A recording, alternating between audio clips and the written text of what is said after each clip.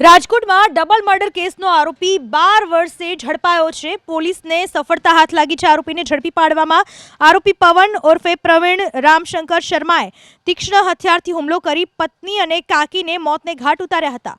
આરોપી ગાઝિયાબાદમાં ચાની કેબિન પુત્ર સાથે ચલાવતો હતો, જેની બાતમી મળતા ક્રાઇમ બ્રાન્ચ 1.5 દિવસ સુધી ફ્રૂટની લારી, હાથ રિક્ષા અને મફલરીની લારી ચલાવી આરોપીની રેકી કરી બાદમાં વેશપલટો કરીને આરોપીને ઝડપી પાડ્યો અને આરોપીને ઝડપી ભક્તિનગર પોલીસના હવાલે કર્યો।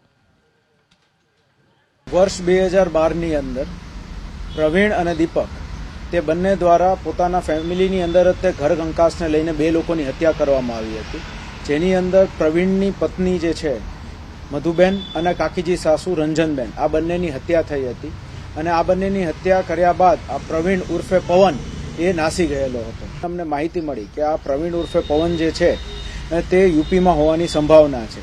તેના માટે થઈને અમે અલગ અલગ ટેકનિકલ સોર્સિસથી એનું વેરિફિકેશન કર્યું અને ત્યારબાદ 4 લોકોની સ્પેશિયલ ટીમ બનાવી અહીંયાથી યુપી ગાઝિયાબાદ ખાતે મોકલેલી હતી। 12 વર્ષનો સમય થઈ ગયો હતો, ચહેરો પણ બદલાઈ ચૂક્યો હતો, એટલે સૌપ્રથમ તો એ પવનના નામે ત્યાં ઓળખાતો હતો, એને વેરીફાઈ કર્યું કે આ એ જ વ્યક્તિ છે, એની સાથે વાતચીત કરી અને એકવાર 4 દિવસ આ બધું રેકી કર્યા બાદ કન્ફર્મ થયું કે આ વ્યક્તિ એ જ છે, ત્યારબાદ તુરંત જ તેની ધરપકડ કરીને કાયદેસરની કાર્યવાહી હાથ ધરવામાં આવેલી।